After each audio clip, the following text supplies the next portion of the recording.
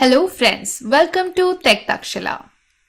It is often observed that there is a huge disconnect between what is taught in product management courses versus what is actually used in the industry. Often college graduates across various majors are not aware of the tools and techniques that they need to know in order to become successful product managers. Well, it also applies for individuals who are working in different roles, such as business analysts or BIEs, and they want to explore this career option. We want to help all such individuals to gain better insight into this role through our video series. Since this is our first video, we will start it with the basics of product management. So let us begin. Let's start with the prehistoric times of product management. So back in the 1990s era, the product management role was more of a marketing function. During this time, the PM's focus was more on selling the product rather than the actual development. Well, this kind of a model worked fine during those days since the development took a very long time. Companies building hair products or companies producing chips are classic examples of this model. However, in 2000, as the IT industry emerged with companies like Google, Facebook, LinkedIn, Amazon and so, the product management function also evolved. The focus now got shifted. As you can see from this Venn diagram, the product management function nowadays is at the junction of business tech, marketing ops, and BI verticals. Unlike the historic times, in current state, a product manager owns the development from start to finish. Basically, the PM role is more geared towards building the actual product, partnering with tech teams and other teams versus a marketing function. And let us take a simple bakery shop analogy to understand things better. So, in a bakery shop, as the head chef baking the cake is doing the actual development, partnering with his or her kitchen staff versus the person at the counter selling cakes to the customers. So in the historic times, the product manager role would be more of a counter job function who is selling the cakes to the customers, whereas in current state, it is more of a head chef function who is working on producing it. Well friends, product manager is an overloaded term in the industry. In today's world, a PM has to wear multiple hats and collaborate with stakeholders across different verticals to make things happen for customers. I really like to compare this model to how a CEO of any company wears up multiple hats and rolls up their sleeves when needed. Well, now that we know about the evolution of product management, let us deep dive into the steps in product management. So product management starts with identifying a business opportunity, followed by defining, designing, building, launching, marketing, and maintaining products for customers. The main goal of product management is to solve any business problem for a set of customers. And let us take a real-world example here to understand things better. So back in the late 1990s and early 2000 era, there was a need of social media platform for people to share thoughts and communicate amongst each other. Multiple folks tried to work on the same problem and came up with solutions such as 6 Degrees, Friendster, MySpace, and Facebook. Since a larger customer base used Facebook for connecting with friends and family, it became the social networking website of this generation. Well, you may be wondering why Facebook succeeded over others in the market. So let me provide you some context around this. Despite early competitors in the market, Facebook earned its reputation by offering a user-friendly solution. Basically, Facebook learned from the gaps of companies that started early in the game and came up with a more robust and intuitive solution. Besides this, Facebook started slow and scaled gradually that offered room to improve before scaling and thereby earned customers' trust. In today's world, Facebook has evolved from where it started and now it offers multiple other features based on customer needs. So as you can derive from this now, the purpose of product management is to solve real-world problems. And there is a simple equation which product managers need to keep in mind while building any product. The more the solution is customer focused, the greater the chances of getting customer adoption. Well, this equation can help clarify the thin line between what truly a product manager should focus on. And this thin line is between competing products or customers. Knowing about competing products is important. I would say it's highly important, but the main focal point should be customers, as ultimately we are trying to solve problems for customers and not competitors. Now let us move on to the next section. In this section, we'll go deeper into the various roles that are involved for building the product. Multiple roles are involved for building a product. Product manager aka PM is also known as the CEO of the product. The PM interacts with multiple teams, namely business, tech, BIE, marketing and sales to make things happen. PM starts with the UX individual to conduct user research. The UX individuals are sometimes part of marketing teams and sometimes they are a separate team on their own.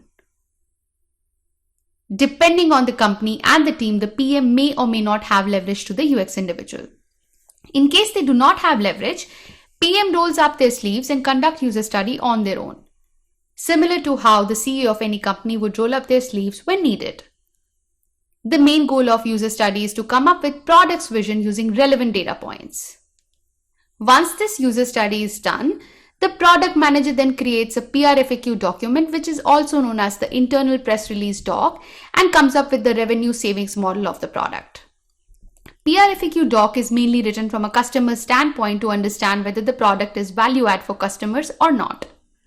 On the other side, revenue model is basically built to understand how the product will generate revenue or savings for the company.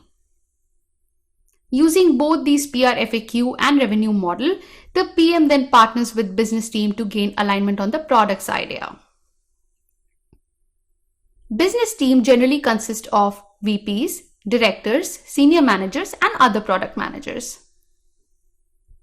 Once the PM gains the alignment with the business team, PM further partners with the tech teams to begin actual tech development. The PM starts with sharing a BRD, which is also known as Business Requirements Document, that contains detailed user stories. The PM shares the BRD with the tech team to be on the same page. The tech team will consist of SDMs, SDEs, QAEs, and QAMs. So SDs are also known as software development engineers who report up to SDMs, also known as software development managers, whereas on the other side, the QAEs are quality assurance engineers who report up to quality assurance managers. Depending on the product and the org structure, a TPM role may also come into picture. The main responsibility of a TPM individual is to drive the tech implementation and remove any tech roadblocks. In the absence of a TPM role, the product manager rolls up their sleeves and performs this function.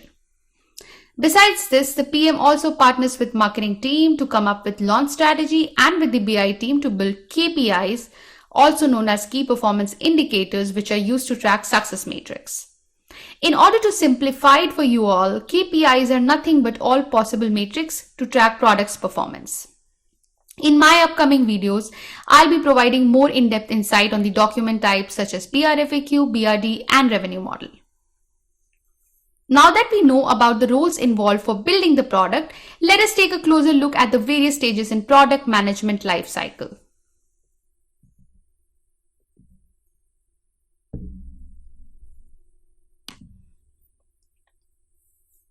Every product has a life cycle. In this diagram, we have tried to depict the major stages in a product management life cycle.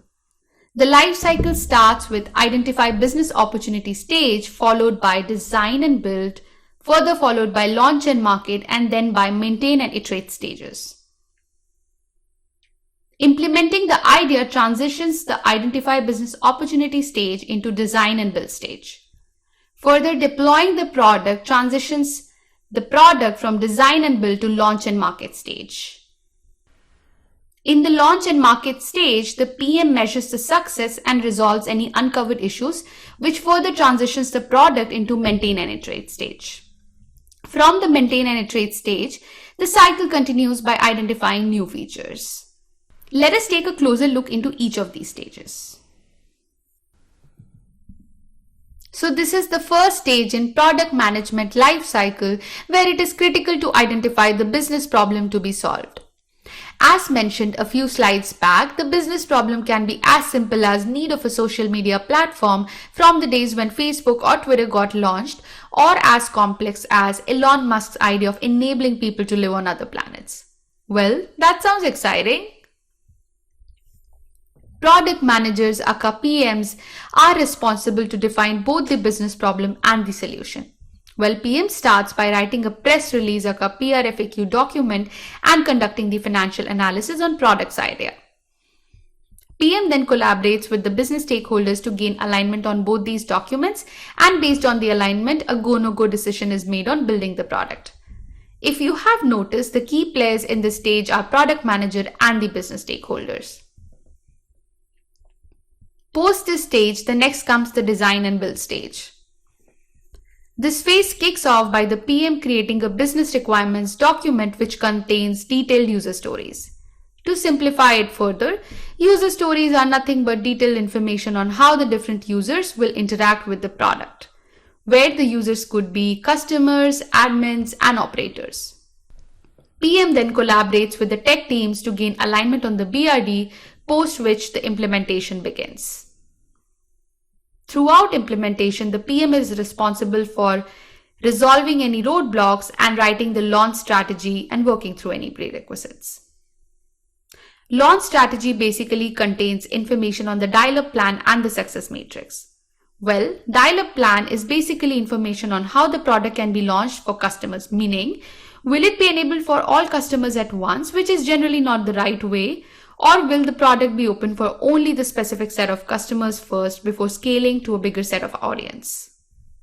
Well, let us take a simple restaurant chain analogy to understand things better here. If you're working on opening a restaurant chain across all US metro cities, what would be a better launch strategy? Will the better strategy be to invest in all cities and open it up all at once, or rather the better strategy will be to invest in 1 or 2 cities first and run a test to see how it performs before opening it up across the country? Well, the right answer will be starting slow to learn from the matrix and see how the restaurant is performing before investing in any new market. Similarly, while launching any product, it is important to start with a small set of customers before going big. Friends, as I mentioned earlier, in the future videos, we'll go deeper into defining the document types such as PRFAQ, BRD, and so. Well, we'll also talk about the tips and tricks for writing the same. Now let us move on to the next stage, which is the launch and market stage. Once the implementation gets completed, the product is launched for customers to use. It is essential to use the right marketing techniques to socialize about the product and create the required buzz. Well, with a lot of people using internet these days, using digital ads such as Google, YouTube, Facebook, and Instagram ads are excellent mechanisms for expanding the product's reach. Once customers start using the product, PM measures the key performance indicators to track success rate, which further helps in making any required improvements.